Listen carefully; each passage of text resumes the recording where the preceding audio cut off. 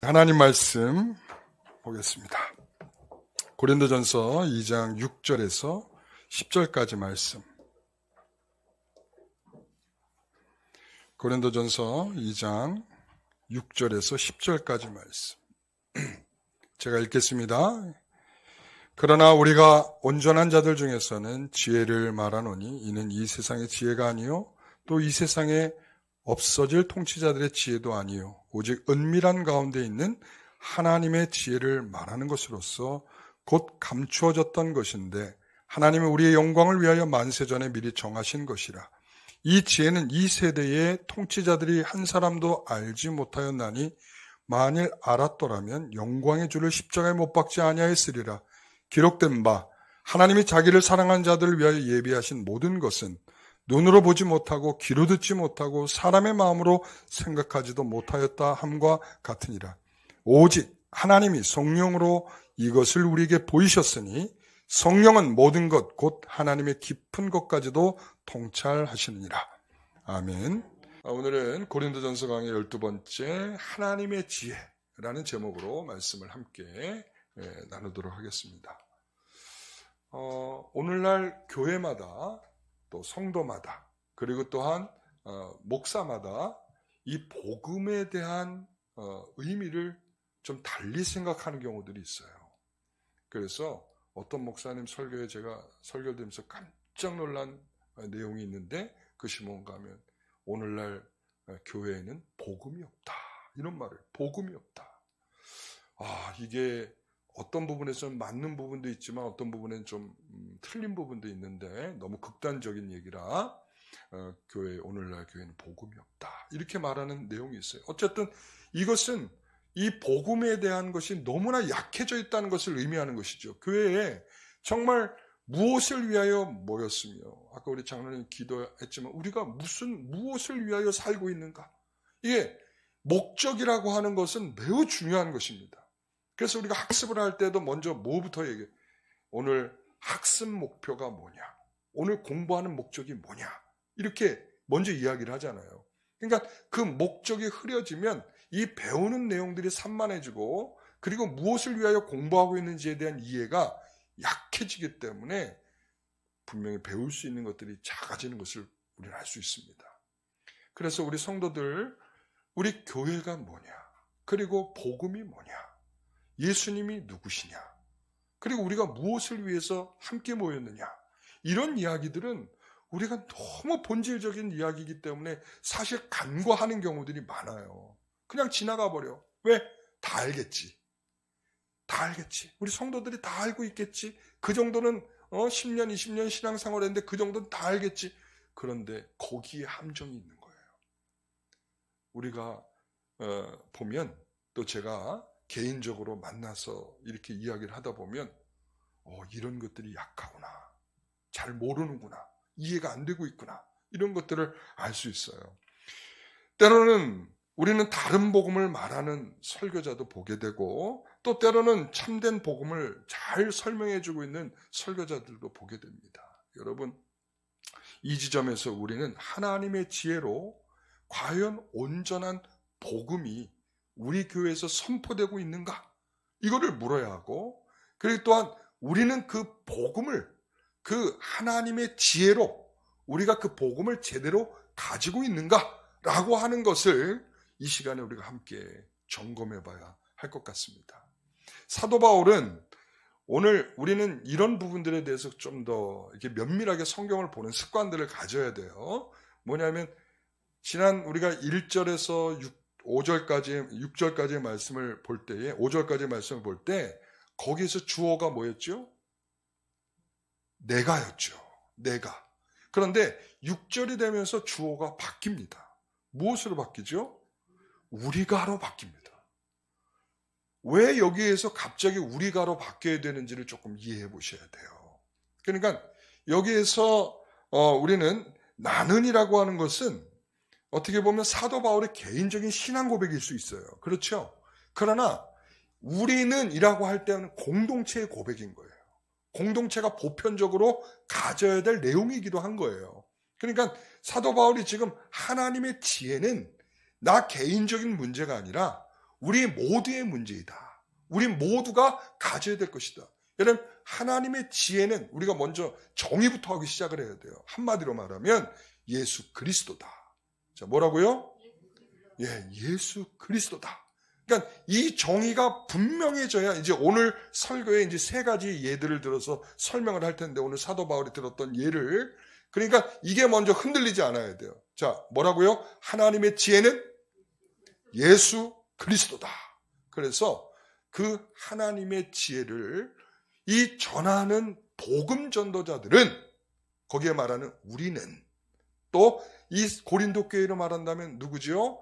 바울, 아볼로, 게바와 같은 이 고린도 교회에게 복음을 전하고 있는 이 복음의 전도자들은, 우리는 다 무엇을 갖는다?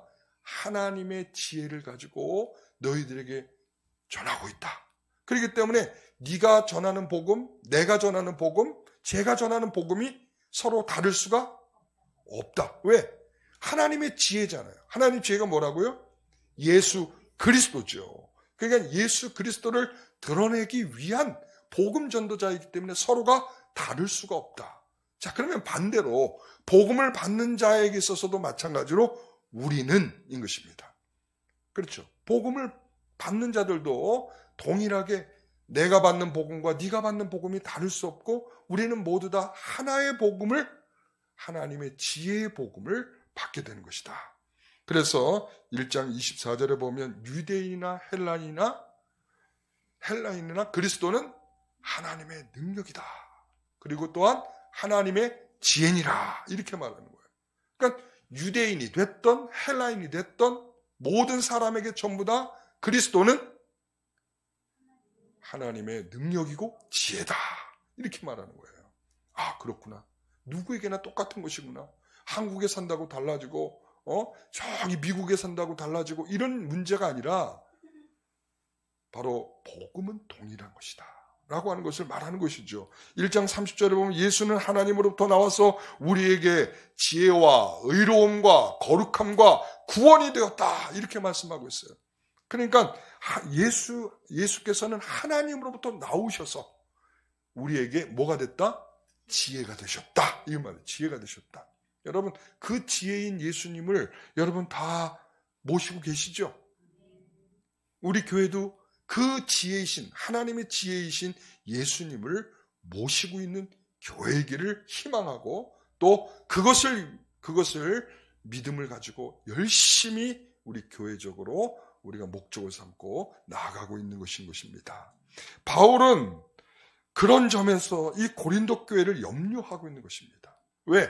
세상의 지혜에 빠져서 자기의 자랑에 취해 있는 고린도의 성도들은 사도 바울이 볼 때 매우 염려스러운 거죠. 왜? 하나님의 지혜를 가지고 있는 입장에서 보면 그들은 너무 위태로운 것입니다. 왜 염려합니까? 세상의 지혜는 결국 부끄럽게 될 것이라고 앞부분에서 말했잖아요. 세상의 지혜는 부끄럽게 될 것이다. 부끄러움이 뭐예요? 멸망과 심판이라고 하지 않았습니까? 저도 우리 성도들 향해서 바울과 같은 염려가 있어요. 우리 성도들이 이 세상의 지혜에 취해서 하나님의 지혜를 분별치 못하고 있는 것은 아닐까? 예수 그리스도를 자신의 한 장식처럼 여기고 있는 것은 아닐까?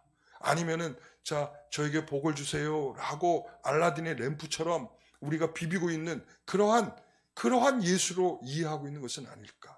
세상의 지혜가 바로 우리가 세상의 지혜가 영광의 주이신 예수 그리스도에게 제대로 반응할 수 없도록 만들고 있는 이 세상의 지혜에 빠져 있는 것은 아닐까? 여러분, 그래서 하나님의 지혜는 그 영광이 주신 예수 그리스도에게 반응하게 하는 것이고요. 그 지혜는 하나님이 우리에게 준비해 주신 것이고요. 하나님이 사랑하는 자들에게 주신 것이고요. 또 성령을 모시고 있는 모든 자들에게 주고 있는 것입니다. 여러분, 바울과 같이 예수 그리스도와 그 십자가에 못 박히신 것 외에는 내가 알지 않기로 작정했다라고 하는 말이 왜 나왔겠어요? 바로 이런 맥락에서 나온 거예요. 하나님의 지혜가 내 가운데 있으니, 예수 그리스도께서 내 가운데 있으니 다른 것은 보이지가 않는 것이죠. 세상의 지혜는 세상의 통치자의 경험에서 나오는 것입니다. 이 세상이 추구하는 가치관과 관련된 것이고요. 그리고 이 세상에 살아가고자 하는 합리적인 방식과 함께 가는 것입니다. 그래서 우리가 일반적으로 생각을 누구나 생각할 수 있는 그런 생각이 바로 세상의 지혜예요. 아마 대부분의 사람들이 생각하고 있는 부분이 바로 세상의 지혜입니다. 보편적인 것처럼 보이죠. 여러분, 그래서 우리가 살아가면서 아이들한테도 그렇게 가르쳐요. 야, 돈이 명함이야. 돈 많이 벌어라. 그리고 좋은 대학 가야 돼. 그리고 좋은 스펙을 쌓아. 그래야 네 인생이 풀리는 거야. 여러분, 이것이 틀렸다는 말을 하는 것보다 이것을 왜 이렇게 해야 되는지를 목적을 모르는 채 이것을 향하여 가면 세상의 지혜입니다. 하나님의 지혜는 왜 그것을 해야 하고 왜 그런 것이 우리에게 필요한지를 알고, 그래서 그것이 내 수단적 목적이 되는 것이 아니라 하나님께서 우리에게 주신 그 목적을 향하여 걸어가는데 하나님 주신 지혜로 분별하여 그것들을 밀 건 밀고 당길 건 당기고 우리가 하게 되는 것이 하나님의 지혜인 거죠. 여러분, 그래서 사도 바울은 오늘 하나님의 지혜를 좀 더 굉장히 본질적인 측면에서 우리에게 설명을 좀 더 깊이 해주기를 원하고 있습니다. 그래서 첫 번째 뭐냐면 이겁니다. 오늘 7절에 나오는데요. 은밀한 가운데 있는 것, 감춰졌던 것을 하나님의 지혜라, 이렇게 불러요.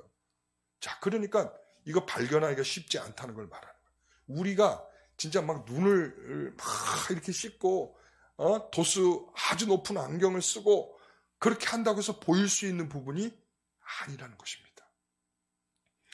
7절을 보십시오. 오직 은밀한 가운데 있는 하나님의 지혜를 말하는 것으로서 곧 감췄던 것인데, 그러니까 은밀할 뿐만 아니라 하나님이 의도적으로 뭐 했다고요? 감춰진 게 하나님의 지혜다. 그래서 누구에게 은밀하고 감춰진 것입니까? 물어보면 이 세상의 지혜를 가진 사람에겐 은밀하고 감춰진 것이고, 이 세상에 없어질 것을 위해 살아가고 있는, 열심히 살아가고 있는 통치자들에게 있어서는 은밀한 것이고 감춰져 있는 것이다. 오늘 이 가운데서도 발견 못하고 있는 사람들이 있을 수 있어요. 왜? 이 세상에 살고 있는 우리들의 가치와 내가 가지고 있는 이 생각과 내 가치관과 내 합리적 사고방식에는 전혀 마음에 와닿지가 않거든요. 그런 방식으로는 이 하나님의 지혜가 보이지 않거든요. 통치자들은 어떤 통치자들입니까?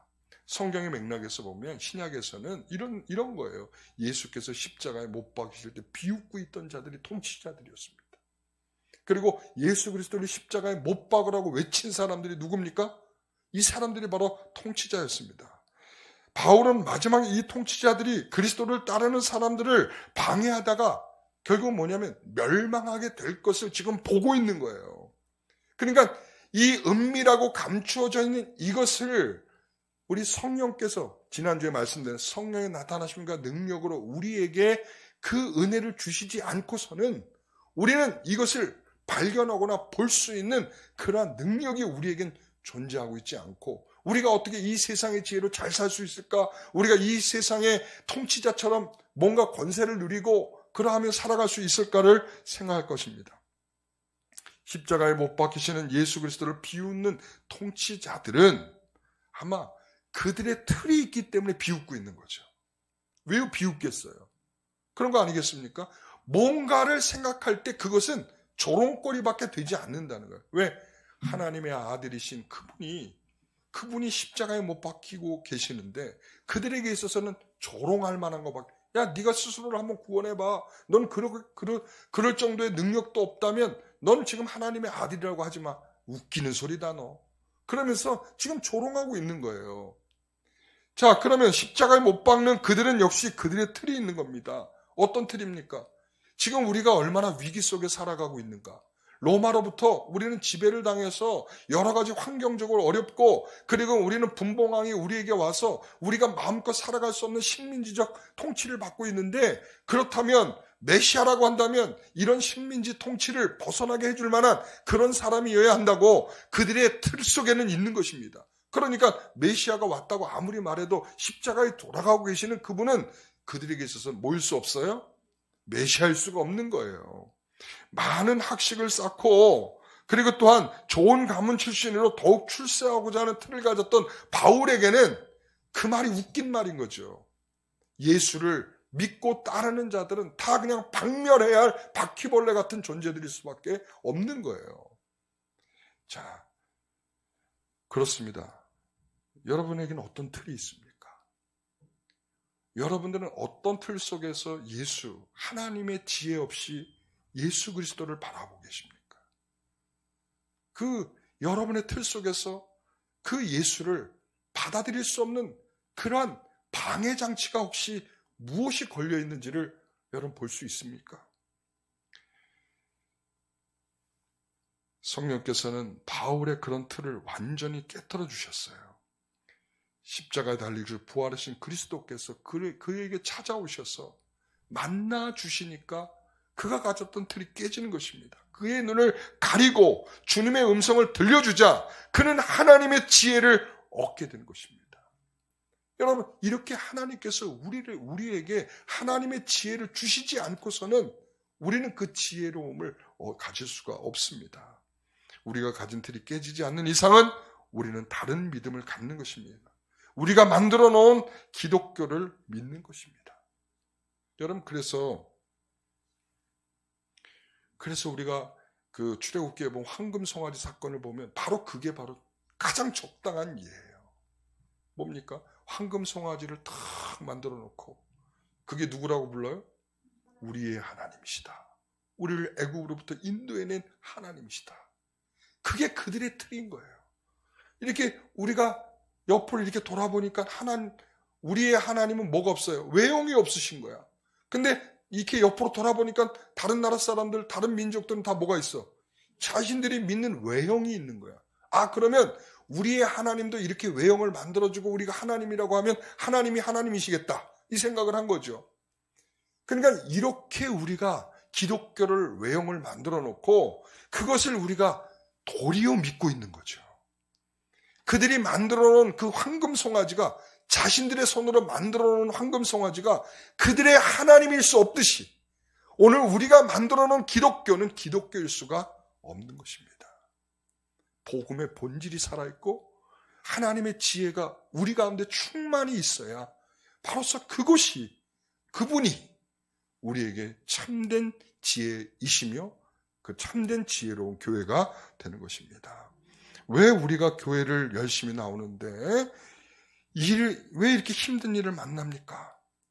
우리는 이렇게 황금 송아지를 만들어 놓고 우리의 하나님이라고 하는 이런 사람들의 입장들은 항상 그러면 그럴수록 깊은 수수께끼에 빠지게 돼 있어요. 풀려고 해도 풀리지가 않아. 여러분 수수께끼 풀려고 할 때 막 생각하면 이거 알 것 같은데 모르면 굉장히 막 짜증나죠. 경험해 보셨죠? 그러니까 딱 무슨 수수께끼를 딱 던지면 알 것 같아. 알 것 같은데 전혀 생각이 안 들어. 근데 답을 딱 말해줘. 어때요? 너무 허탈해요. 너무 허탈해. 그거구나. 답이 그거구나. 이 수수께끼가 바로 그런 거예요. 그러니까 이 막 알 것 같아서 알 것 같은데 막상 우리의 삶 속에서 나타나는 어떤 삶을 들여다보면 전혀 이게 다른 답이 나오는 거죠. 여러분, 왜 그렇게 되겠습니까? 좀 전에 제가 말한데도 성도들의 질문은 이런 거예요. 왜 우리가 열심히 교회 나오고 열심히 신앙 생활했다고 나는 믿는데 근데 왜 나의 삶이 이렇게 힘듭니까, 하나님? 우리에게는 예수 믿고 교회에 잘 나오면 잘 된다는 틀이 우리에게 이미 형성되어 있는 거예요. 그러니까 11조를 잘 들으면 축복받는다는 틀이 우리에게 있고요.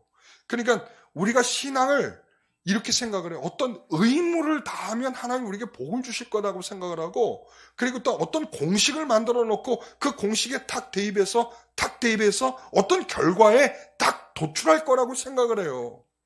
근데 하나님은 전혀 그런 방식으로 우리에게 이끌어가고 있지 않아요. 하나님은 우리에게 주시는 굉장히 중요한 것은 뭐냐? 하나님께서 아까 바울을 찾아오셨다고 말씀하셨잖아요. 하나님의 지혜를 보게 되었고 듣게 되었다고 했잖아요. 그러니까 그가 무엇을 위하여 살아가요?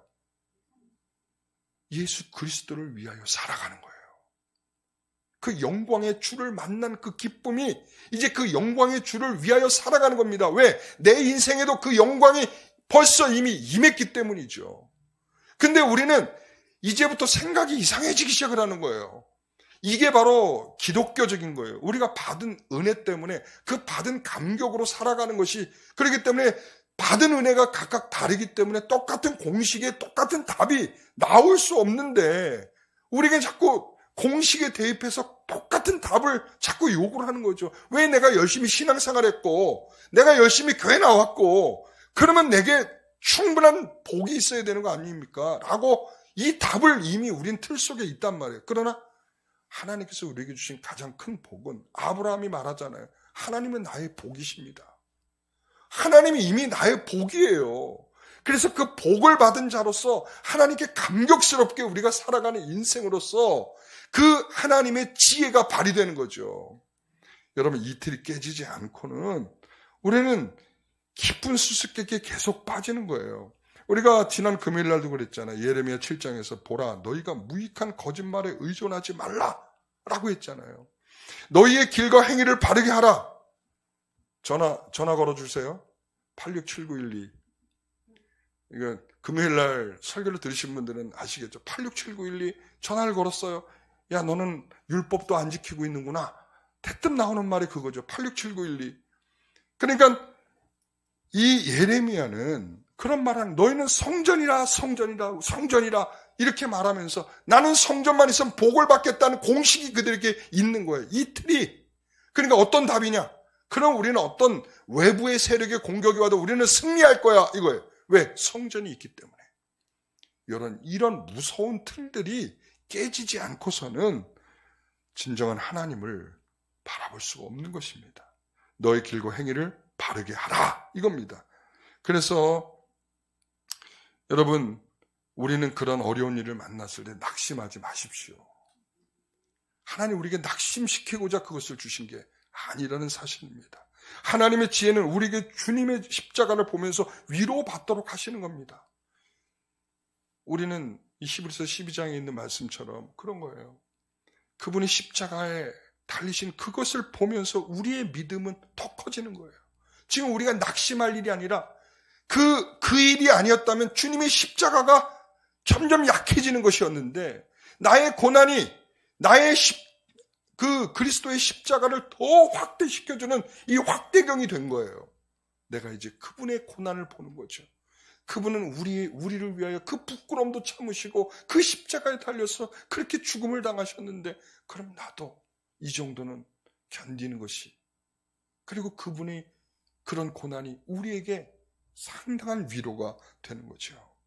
여러분, 어떻게 하나님이 그런 참혹한 일을 당하셔야 하는가? 이런 것이 아니라 주님의 십자가의 고난이 이론이 아니라는 것을 우리에게 실감시켜 주는 거예요. 우리가 어떤 면에서 보면 그냥 무난한 신자들은 이렇게 얘기를 해요. 십자가? 그거 나를 위해서 죽은 십자가지. 그냥 이론이에요.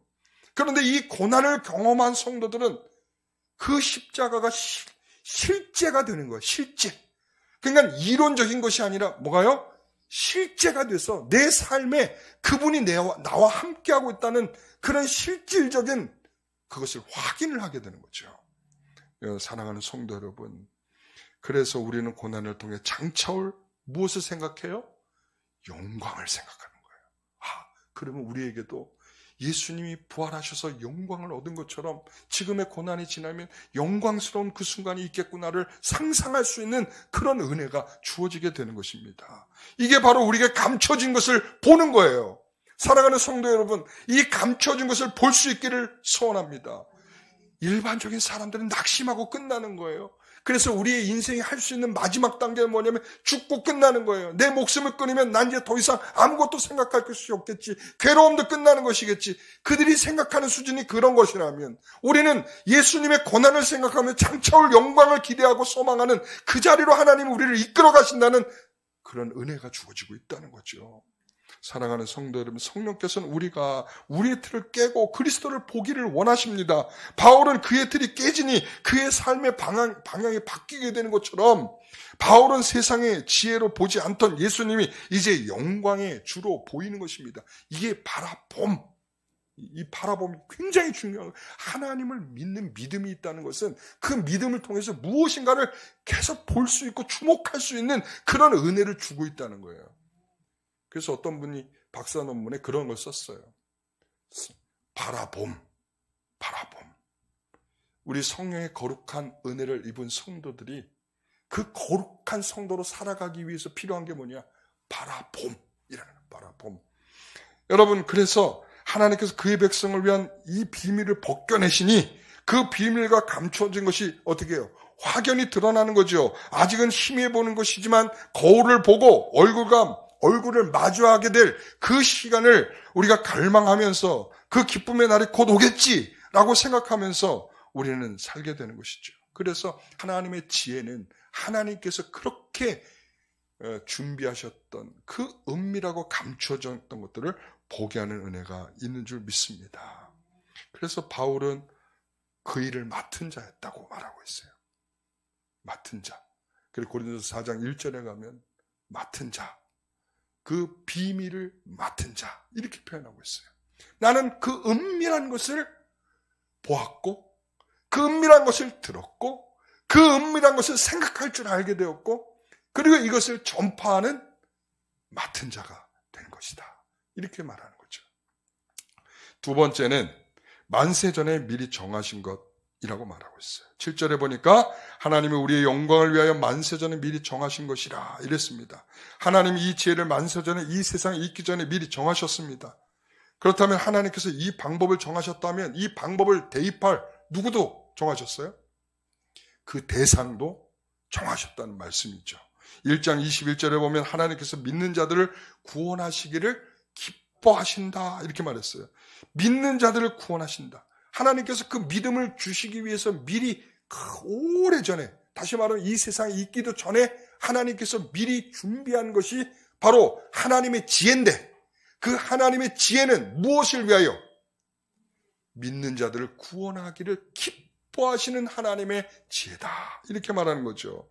하나님께서는 이 세상에 있기 전부터 계획하신 하나님의 지혜, 그리스도를 하나님의 백성을 위해 이제 드러나실 때가 되었음을 말하는, 그것이 드러나자 그 계획은 믿는 자들을 구원하기 위한 것이며 우리의 영광을 위한 것이다. 그 계획을 아는 자에게는 예수님의 영광의 주가 되는 것입니다. 우리의 영광은 무엇과 반대되는 것일까요? 우리가 앞에서 부끄럽다라고 말하는 것과 반대가 되는 거예요. 부끄러운 것은 멸망하지만 영광은 승리와 또 하나님과 영원한 그 복락을 누리게 되는 영광이죠.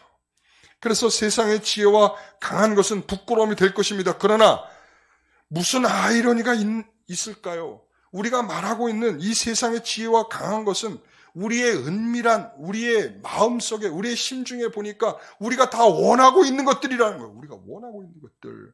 생각해 보십시오. 내가 원하고 바라고 있는 그것이 여기에 다 속하는 것은 아닌지 한번 생각해 보세요. 내가 원하고 있는 것, 내가 갈망하고 있는 것, 내가 지금 열심히 기도하고 있는 것, 우리가 살아가는데 없으면 큰일 난다고 말하는 그것 아닙니까?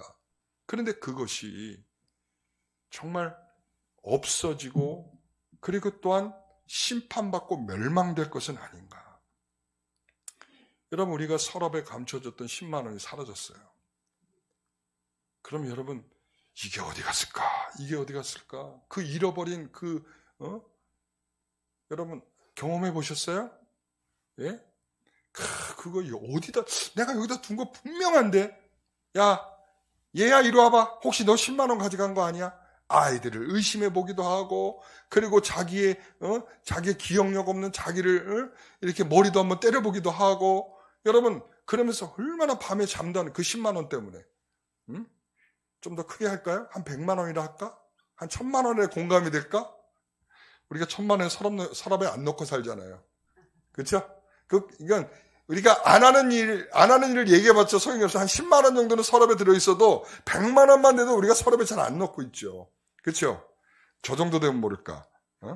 그런데 하나님의 은혜를 잃어버리고 메마른 심령으로 하나님의 영원한 기쁨이 사라진 인생을 살고 있는 데 대해서는 우리가 조금도 불편함도 없고 너무 담담하다는 거예요. 지금 그것이 우리에게 무엇을 원하고 바라고 있는지를 보여주는 것입니다. 우리가 정말 마음속에 갈구하는 것이 무엇인가를 확인시켜주는 것. 잃어버리면 속상한데 그 속상한 정도가 아주 깊은 거, 그게 뭔지를 한번 생각해 보세요. 지금 우리가 잃어버린 건강, 내가 빚을 내서 집을 샀는데 이 집값이 이렇게 뚝 떨어져가지고 이자는 이렇게 올라가고, 이야 진짜 마음 속상하고, 우리는 만선에 준비하신 영광의 주를 잃어버린 고민을 그만큼 하고 있는지를 한번 생각해 보셔야 합니다. 그렇다면 우리는 만약에 그런 것들을 깊이 고민할 줄 모른다면 우리는 부끄러움을 당하게 될 것입니다. 부끄러움을. 왜냐하면 우리가 추구하는 게 약한 것을 추구하는 것이 아니라 우리는 계속 뭘 추구하고 있어요? 강한 것을 추구하고 있고, 하나님의 지혜를 추구하고 있는 것이 아니라 세상의 지혜를 열심히 추구하고 있는데, 만세전에 감춰지고 하나님이 만세전에 계획하신 그 하나님의 지혜와는 너무 거리가 먼 거죠. 여러분, 하나님은 자기의 백성의 이 소망을 위해 이 세상의 것을 잃어버리게 하시기도 하고 주기도 하시는 겁니다. 그러니까 하나님의 지혜를 우리에게 주기 위해서 때로는 우리가 가진 것을 잃어버리기도 하고 하나님이 우리에게 주기도 하신다는 사실을 기억하십시오.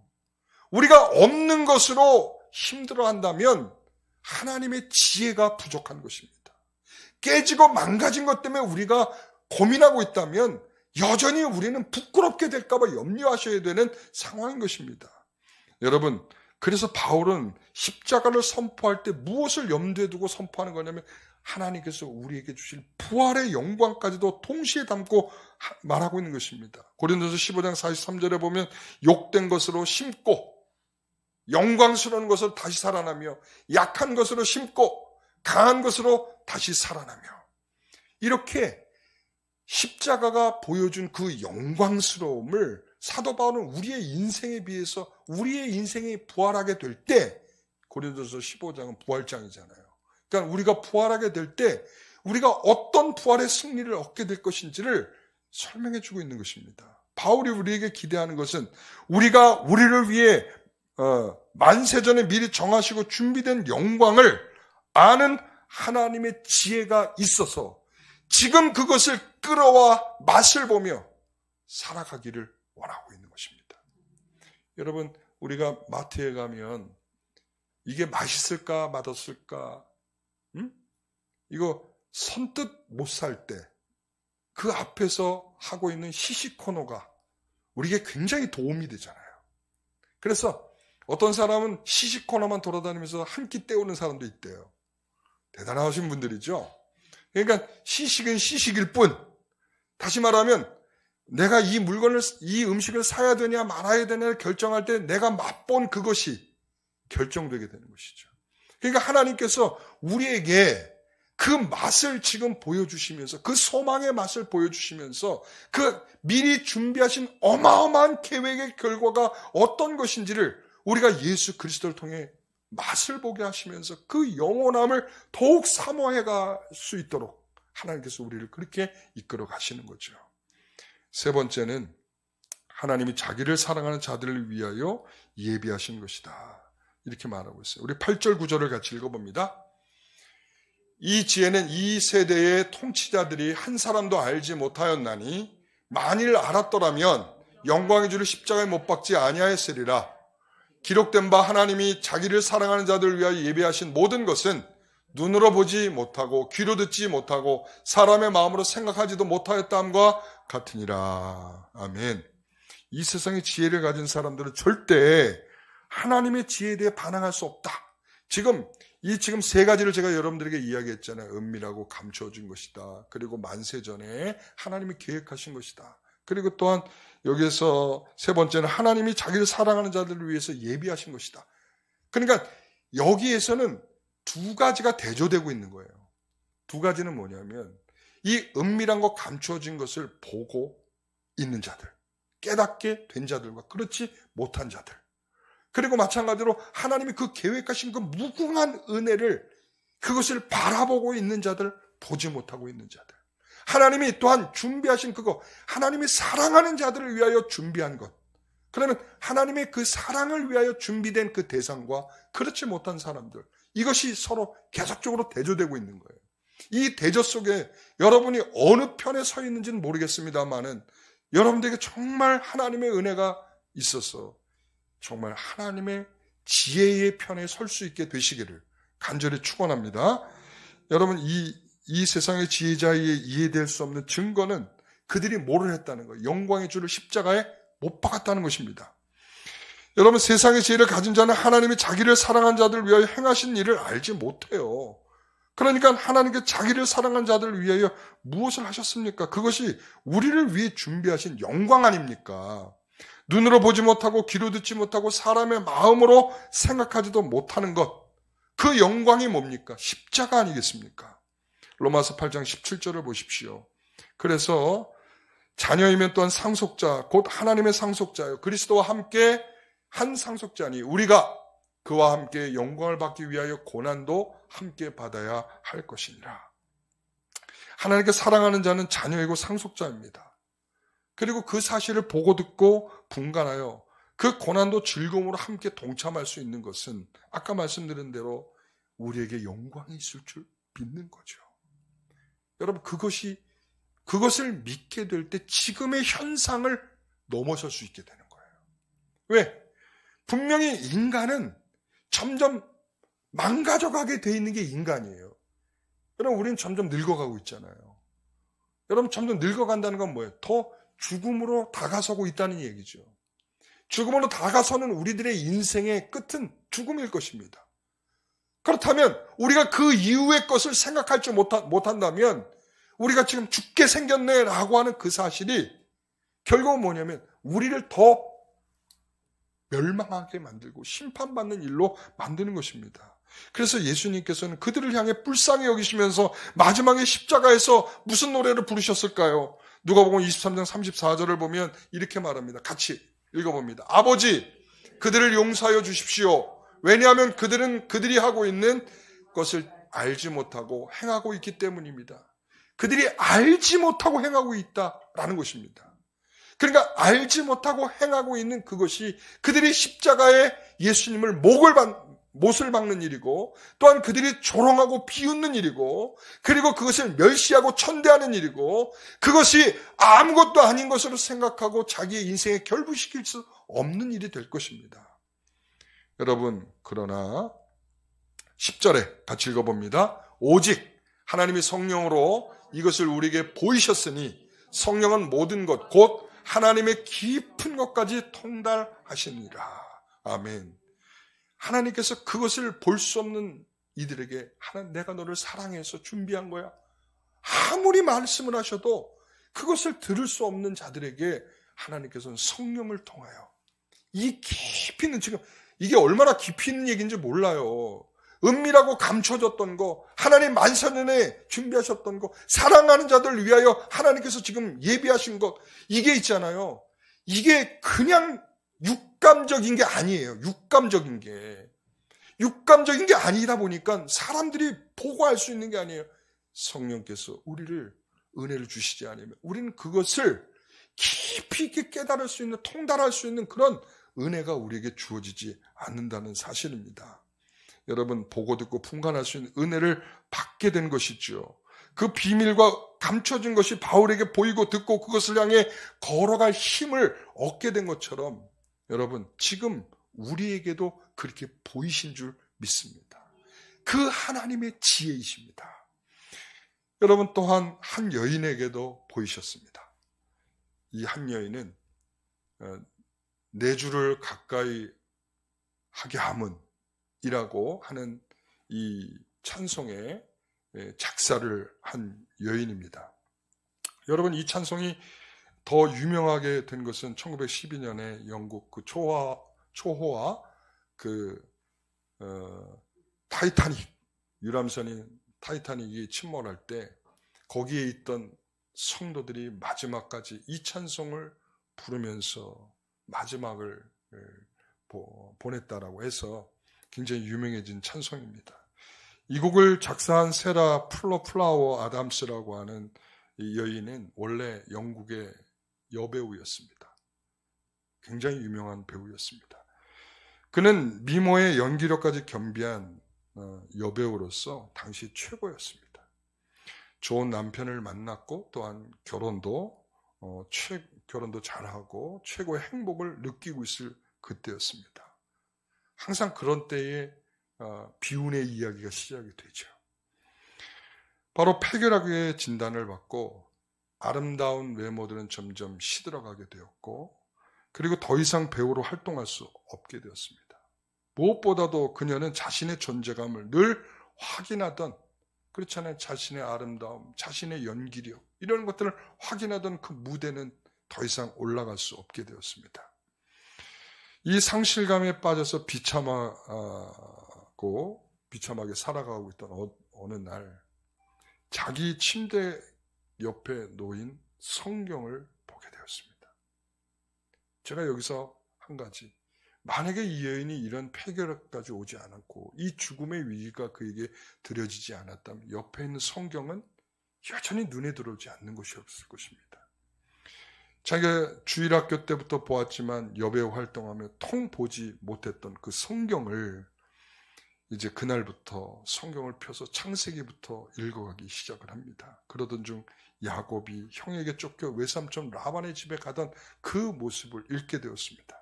하나님의 음성을 듣는 장면을 본 순간 지금까지 그녀가 붙들었던 자신의 꿈들이 떠올랐습니다. 쫓기는 신세인 야곱이 어디 한 곳 의지할 것 없어 캄캄한 밤에 돌개비를 베고 잠을 자고 있는, 그리고 눈물을 흘리면서 마치 눈물을 흘리는 것 같은 그 모습을 상상하면서 자신도 눈물을 흘리게 되었습니다. 질병으로 육신의 아름다움과 세상을 향한 꿈은 사라졌지만 그와 비교할 수 없는 더 큰 꿈을 갖게 되었습니다. 그는 그 감동을 시로 적었습니다. 그리고는 7년 후에 43살의 나이로 하나님의 부르심을 입게 되었습니다. 그리고 사망한 지 8년 후에 메이슨이라고 하는 사람이 작곡을 해서 그 가사에 곡을 붙이게 됩니다. 그녀에게 몰아친 폐결핵이 그녀의 생명을 멈추게 했지만 그녀는 그때까지 보지 않던 성경을 보게 되었고 그 성경에서 자신의 모습을 발견하게 되었습니다. 하나님의 지혜가 그에게 임하셔서 그것을 분간하고 그것을 볼 수 있고 들을 수 있는 귀가 열리게 되었습니다. 그 소망 안에 영광을 얻게 된 것이죠. 로마서 5장 5절 마지막입니다. 소망이 우리를 부끄럽게 하지 아니함은 우리에게 주신 성령으로 말미암아 하나님의 사랑이 우리 마음에 부은 바 됩니다. 소망이 우리를 부끄럽지 않게 함은 우리에게 주신 성령으로 말미암아 하나님의 사랑이 그 순간에 우리에게 넘치도록 부어지고 있다는 사실입니다. 이 여인의 생명은 시들어갈지 몰라도 하나님에 대한 소망은 더 부풀어 오르기 시작을 하는 거죠. 하나님께 주신 소망은, 이 성령이 부어주시는 이 소망은 그녀를 더 이상 낙심하는 여인으로 멈춰두지 않았다는 사실입니다. 이게 바로 하나님의 지혜입니다. 여러분의 인생을 그 낙심하는 모습으로 그냥 내버려 두지 않을 것입니다. 여러분의 인생을 새롭게 바꿔 인생을 재조명할 수 있는 은혜를 갖도록 하게 할 것입니다. 우리 찬송가, 우리 내 주를 가까이 하게 하면 찬송을 부르고 우리 한번 같이 기도하겠습니다. 하나님, 우리에게 하나님의 지혜를 주십시오. 지금 우리의 삶이 낙심할 상황이라면 그 낙심함 속에서 하나님의 소망을 바라볼 수 있는 하나님의 지혜, 우리의 것이 되게 하옵소서. 함께 기도하겠습니다.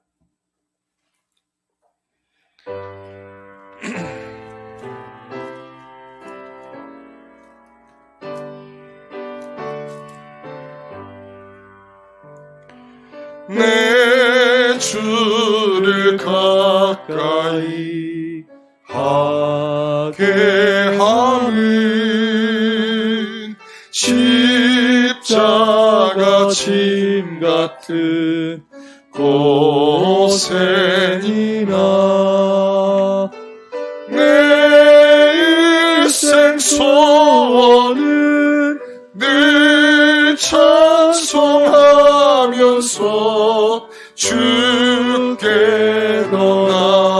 나가기 원합니다. 내 고생하는 것 옛 야곱이 돌베개 베고 참 갔습니다. 꿈매고 소원이 늘 찬송하면서 주께 더 나가기 원합니다. 천성에 가는 길 험하여도 생명길 되나니 은혜로다. 천사 날 부르니 늘 찬송하면서 주께 더 나가기 원합니다. 야곱이 잠 깨어 일어난 후 돌탄을 쌓은 것 본받아서 숨질 때 되도록 늘 찬송하면서 주께 더 나가기 원합니다. 우리 다 같이 한번 기도하겠습니다. 하나님 감사합니다. 정말 하나님께서 우리에게 이런 하나님의 지혜가 우리의 지혜가 되게 하여 주시고 참으로 소망으로 삼고 이 세상을 살아갈 수 있는 은혜를 주시기를 간절히 원합니다.